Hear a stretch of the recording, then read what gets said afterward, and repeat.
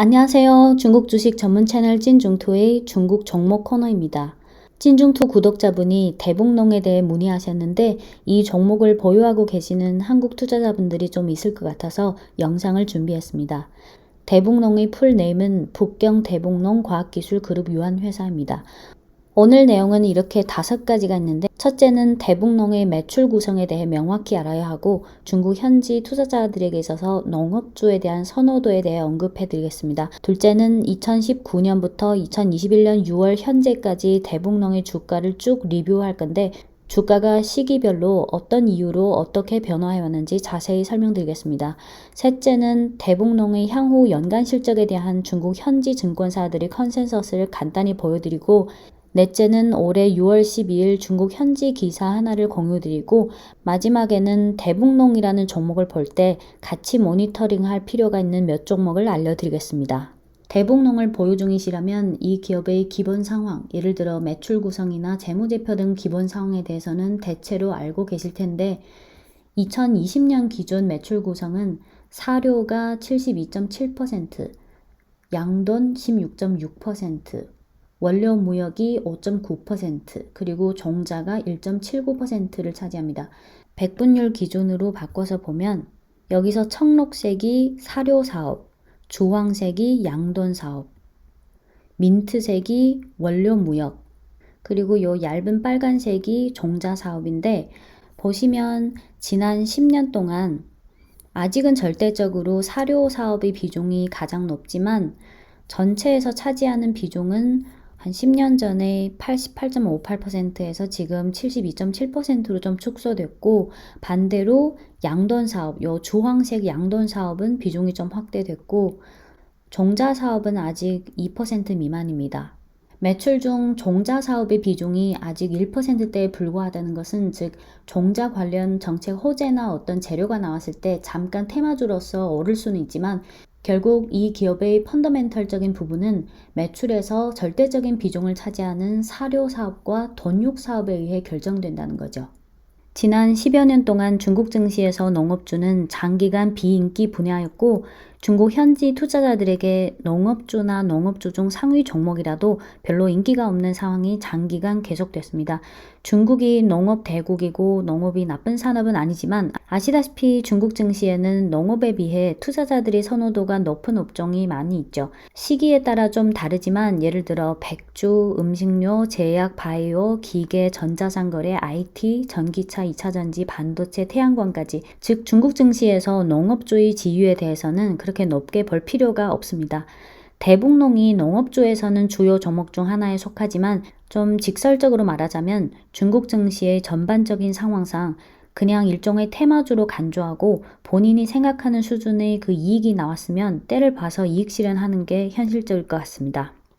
대북농의 과거 주가 흐름을 쭉 보시면 2012년, 13년, 14, 15, 16, 17, 18, 19, 20, 21 보시면 2015년 이후 2016년부터 2018년까지 계속 부진하다가 2019년부터 주가가 큰 변화가 나타나기 시작했는데 2019년 2월부터 4월까지 급등한 것은 주로 중국 국내 돈육 가격이 자체적인 사이클로 인해서 2019년 초부터 급등하기 시작했기 때문인데 2019년 당시 CPI, 즉 소비자 물가지수 중 돈육 가격 지수의 전년 동기 대비 증가율 추이를 보면 1월이 마이너스 3.2%, 2월 마이너스 4.8%, 3월 플러스 5.1%, 4월 플러스 14.4%, 5월 플러스 18.2%, 6월 플러스 21.1%, 7월 플러스 27%, 8월 플러스 46.7%, 9월 플러스 69.3%, 10월 플러스 101%,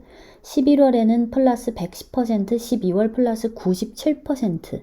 이렇게 2019년 당시 CPI 중 돈육 가격 지수의 전년 동기 대비 증가율이 계속해서 급등했습니다. 대북농의 주가를 보면 2019년 5월부터 하락하기 시작했는데 돈육 가격이 너무 급등하다 보니까 정부 관련 부처에서 이제 슬슬 돈육 가격 안정화 대책을 내세울 거라는 기대감이 나오면서 주가도 따라서 하락하게 됐습니다.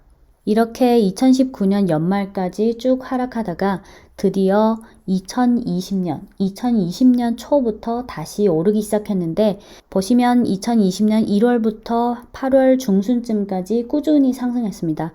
아시다시피 2020년이 코로나의 해잖아요.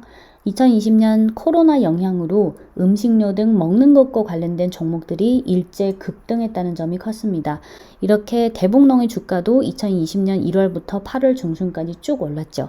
그 후 9월부터 11월까지 또 하락했는데 당시 중국 증시 중 음식료를 포함한 소비주들이 9월부터 이익 실현이 좀 나왔는데 그런 상황에서 대북농도 따라서 이익 실현이 나왔습니다. 그러다가 주가가 2020년 12월부터 2021년 중순까지 잠깐 반등했는데 이는 주로 종자산업 관련 정책과의 연관성이 컸습니다. 2020년 12월 중순에 개최된 중앙경제공작회의에서 2021년 경제 분야 중점 사업에 대해 8개 가이드라인을 발표했는데 그중 5번째 항목에 나온 내용 중 종자와 경작지 문제 잘 해결, 식량 안전 보장, 그리고 바이오 육종의 산업화 응용을 질서 있게 추진한다는 내용이 포함되어 있어서 당시 그런 정책 분위기 속에서 대북농은 테마주로서 반등했죠. 참고로 대북농은 유전자 육종 사업에 있어서 과거에 옥수수 품종이 생산 응용 지역 확대 승인을 받았고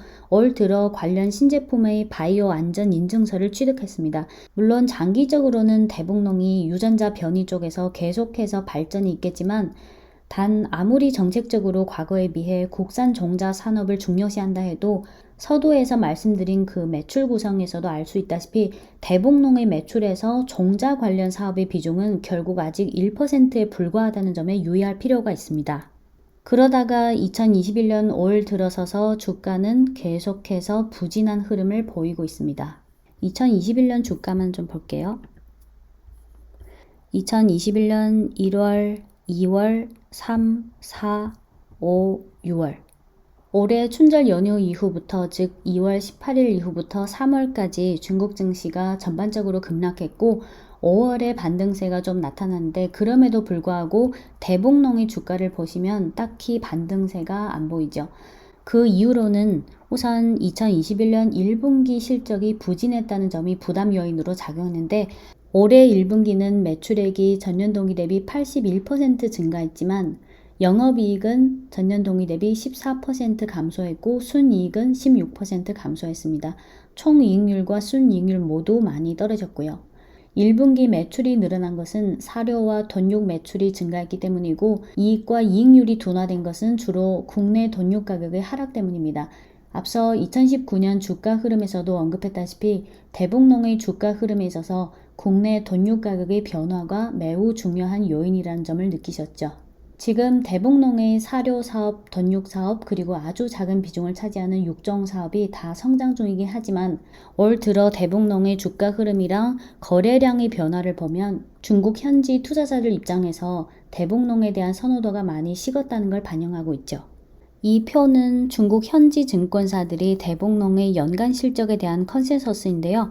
2018년, 19년, 20년, 21, 22, 23 매출액 YOY, 지배주주 순이익 YOY, EPS, ROE, ROA, PE, PEG 보시면 2021년 기준 연간 실적 전망치는 매출액 증가율이 32.8%, 순이익 증가율이 13.6%, EPS 0.54yuan, ROE 17, ROA 8.85, PE 14.3.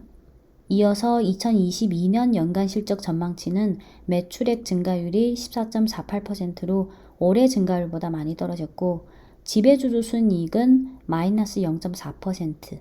여기에 기저효과도 있을 거고 돈육 가격의 변화도 있을 거고 하지만 결론적으로 2021년은 지배주주 순이익이 13% 증가하는 데 비해 2022년은 마이너스 성장.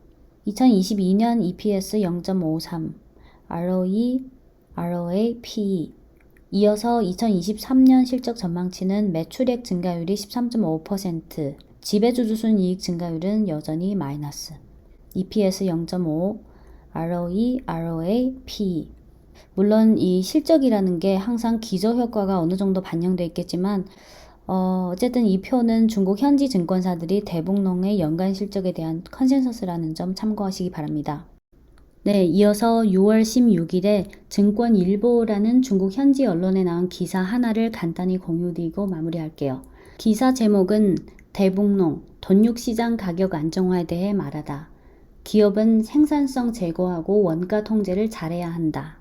주요 내용은 대북농의 IR 담당자와 대북농 양돈산업운영센터 책임자의 발언을 인용했습니다.